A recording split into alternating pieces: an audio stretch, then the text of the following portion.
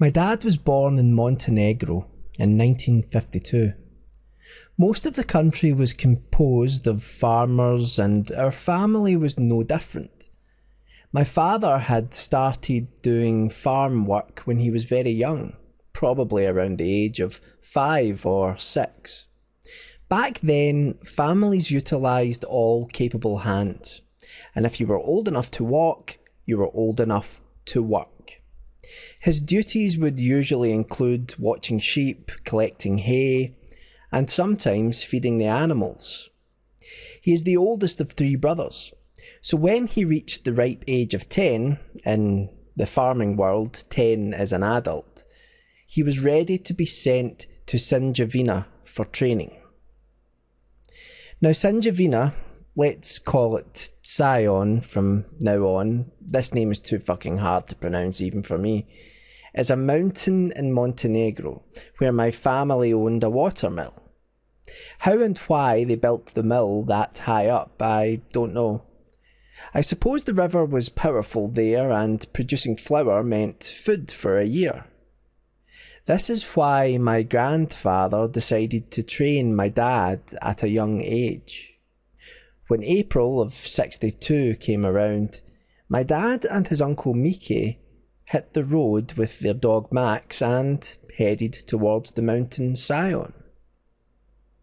The trouble with owning watermills in a place as remote as that is that there's no maintenance for nearly a full year.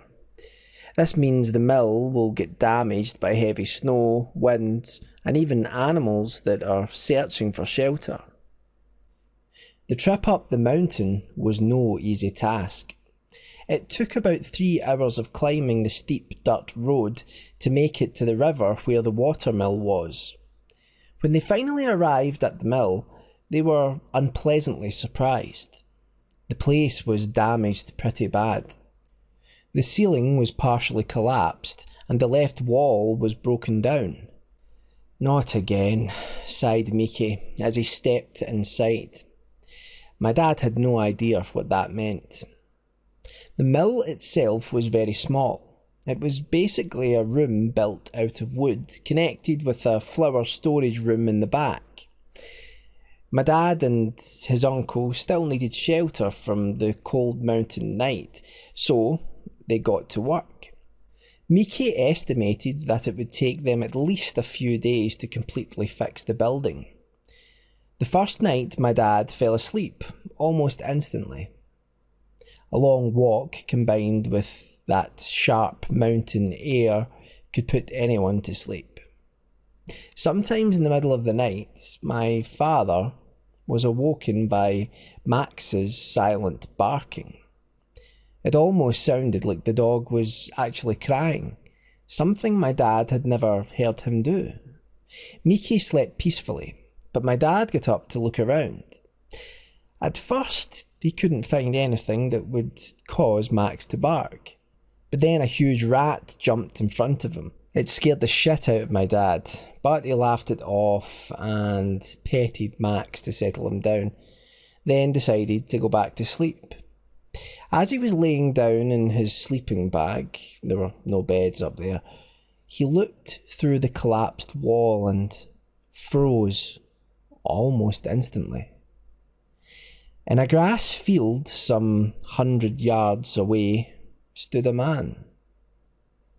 He appeared to be wearing all white clothes, which, combined with the moonlight, made him nearly glow in the dark of the night. The man just stood there and looked straight at the cabin. As my dad started shaking Miki to wake him up, the man in white started walking away, disappearing into the nearby forest before Miki woke up. "Go back to sleep, kid," said Miki as he rolled over. My father figured it was just a hallucination of his mind and that he was just half asleep. So he lay his head down and drifted off once more. The next day Miki and Dad spent building the cabin and running the mill. Everything was great. As the night started settling in, both my father and his uncle began to get tired. Mickey decided to call it a day. They sat outside the half-finished house and Mickey made some basic food, cheese and bread and a glass of milk, or something like that. As they got inside the mill, they noticed that Max wouldn't go in. No matter how much they called, the dog just stood outside the building, weeping silently. They had no idea what was going on, but they were too tired to figure it out. As they lay down, my dad noticed that his sleeping bag had something in it. He lit a candle and realised that his bag was full of flour. "What the hell?" he asked as he got up and started shaking his sleeping bag. Then the candlelight shone on the floor. On it, written in flour, was one word: Inaaace, which translates to "go away." "Uncle Mickey, what's this?" my father asked as he pointed the candle to the message written in flour. Mickey walked over and stopped as soon as he saw it. "Jesus, I haven't seen this since I was a child," he said with a pale expression on his face. "Saw what? This message?" my dad asked. "We have to leave first thing in the morning," was all Mickey would say. "Be ready as soon as the sun comes up." "What's happening?" my father tried, but all Mickey said in response was, "Go to sleep." When Dad fell asleep, Max was still outside weeping. My father was awoken by Mickey's rough voice. "Let's go, kid. Time to leave," he said as he packed his sleeping bag. "Can you tell me why?" Dad asked, immediately realising that there would be no response. "Hold on, where's Max?" Mickey looked around worried. Max was nowhere to be found, even after their persistent calling. "We can't leave without him," Dad said, and surprisingly, Mickey seemed to agree. He loved that dog. They kept searching. Then my dad heard a loud, painful cursing.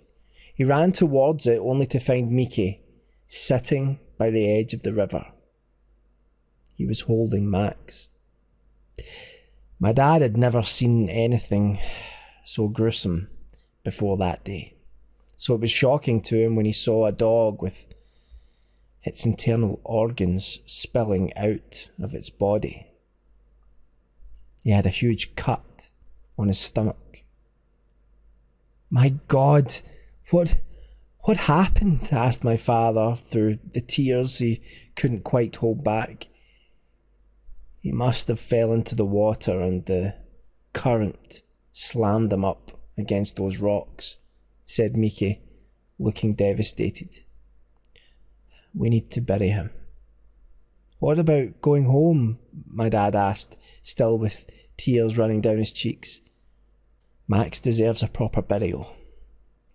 We'll go home tomorrow." They spent a very quiet hour digging a grave for the beloved and unfortunate dog. Max was a golden lab and was the best dog in the world, according to my father. They spent the rest of the day in silence, fixing the mill. The night started settling in.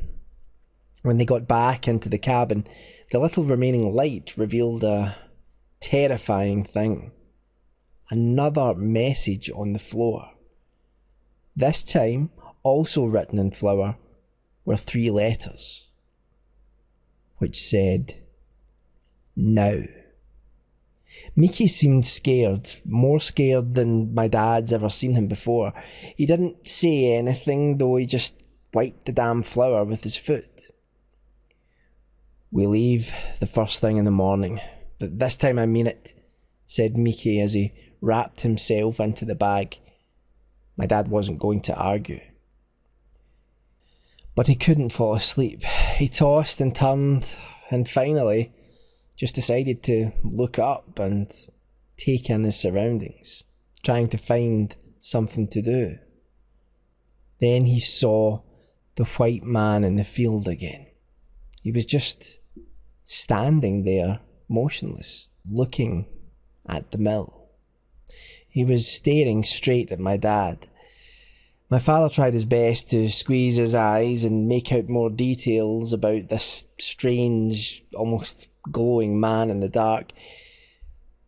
What he saw left him unable to speak. Next to the man stood Max. Stood. "Uncle Mickey," screamed my father. "Uncle Mickey, wake up!" Mickey jumped up immediately. "What the fuck is happening?" he yelled, still disorientated. "Look, the man in the field, and Max." Mickey lost all colour in his face instantly. "God," was all Mickey managed to say. "Who is that? And Max, is he okay?" Dad begged. No, he's not okay," his uncle said. "Max is gone." "But he's right there." "Max is gone, you hear me? Now try to get some sleep. I will stay up and guard the place until the sun comes up." "I'm scared." "Me too, kid. Me too," Mickey answered silently. "But we'll be okay." Naturally, it was nearly impossible for my father to fall further asleep. But the night got the best of him and he dozed off at some point. He was awoken by the power of the sun coming through the still, not fixed, wall of the mill. "Uncle Mickey?" he asked as he got up. No response. He called Mickey's name many more times, all with the same result. He looked around the mill and the field, but he couldn't find anyone. Simply put, he was terrified. Imagine you're a 10-year-old kid on a mountain with virtually nobody around and a strange man in white appearing at night with what seemed like your dead dog. And now, your only guardian, the only adult, is gone. My father did what every kid would do in that situation. He started crying. He cried and cried. He was too scared to do anything else. He contemplated trying to get back home, but that trip was too long for a little kid to go by himself. He decided to stay in the mill and wait for Mickey to show up. He had to. As the night started settling in, the fear in the helpless kid grew wilder. Every noise he'd hear, even if it was only a branch moving in the wind, caused him to nearly break down. He decided not to light any candles so that he wouldn't draw attention to himself. And there my father sat, at the edge of the collapsed wall inside the mill. He sat and looked out into the field, expecting the man in white to show up at any moment. The more he waited, the more scared he became. The worst part was that the night was incredibly silent. Not even trees moving in the wind could be heard. About an hour before the sunrise, the fear in my dad reached the point of no return, and he decided that he had to light a candle, even if it meant he'd draw the white man's attention. He probably knew where he was anyways. Candlelight gave him a strange shot of confidence. Even if it was just for a short second, my father felt a little safer. Then he heard a wolf growl in the distance. The growl was so loud and so unexpected that my dad dropped the candle. Strangely, the light didn't go out. As he picked it up, he noticed a flower pattern on the floor. Only it wasn't writing. He tried his best to make out what it was. It was only when he brought the candle up to an inch away from the floor did he realise what it was. It was a paw print and flower. Now, our brain works intriguingly fast when faced with life-threatening danger. Although physically nearly paralysed in fear, my father's mind started racing. And then he realised. Paw print and flower. The man in white. He wasn't dressed in white. He was covered in flower. He was in the flower room. As if it were a bad horror movie, as my dad realised what was happening, the door of the flower room started creaking open. While his mind was running at 100 miles an hour, his legs wouldn't move. He just stood there, waiting for the man to show himself. What he saw instead was far worse. In front of him stood Max. Only it wasn't really Max. It was a carcass of his once beloved dog.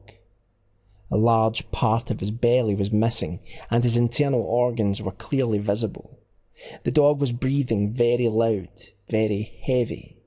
He was covered in white, as if he'd been rolling in the flour. My dad stared at the dead dog for a few seconds, unable to move so much as a step. Then, the man in white walked from behind Max. My dad didn't take the time to study him as much as his dog. His legs regained energy and he just started sprinting. As he got out of the mill, he tripped on the broken board at the porch. He tripped right at his feet. At his uncle's feet. My dad looked up and saw a man that was once his family, his mentor. He was now neither of those. Mickey was white from the flour. But that wasn't the scariest thing about him. He was missing the bottom of his jaw. There are many things that will terrify and scar a 10-year-old, but seeing your uncle's tongue move freely without the bottom jaw is probably the scariest. My dad let out a short scream and fell backwards, fueled by impossible fear. He sprang up and started running away. He looked back to see that the man and Max were now running after him.